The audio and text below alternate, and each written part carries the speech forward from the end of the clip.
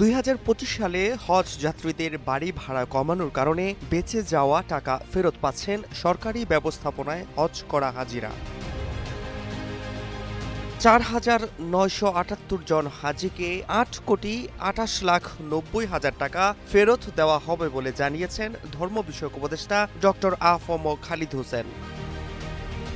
এসব টাকা হাজিদের ব্যাংক অ্যাকাউন্টে ফেরত পাঠানো হবে জানিয়ে ধর্ম উপদেষ্টা খালিদ বলেন, এবছর হজ ব্যবস্থাপনার ক্ষেত্রে সৌদি সরকারের গাইডলাইন অনুসারে আমরা সকল প্রক্রিয়া যথাসময়ে সম্পন্ন করেছি। হজযাত্রী নিবন্ধন, হজের আবশ্যিক ব্যয়ের টাকা IBN এর মাধ্যমে সৌদিতে প্রেরণ, নুসুক মাসার নামক অনলাইন প্ল্যাটফর্মের মাধ্যমে মিনা আরাফায় তাঁবু বরাদ্দ গ্রহণ, বাড়ি ভাড়া ও সার্ভিস কোম্পানির সাথে চুক্তি, পরিবহন চুক্তি ও ভিসা প্রক্রিয়াকরণ করা হয়। এছাড়া হজ ফ্লাইট শিডিউল পর্যালোচনা সাপেক্ষে হজ যাত্রী পুনঃবণ্টনের প্রক্রিয়া যথাসময়ে সম্পন্ন করা হয়।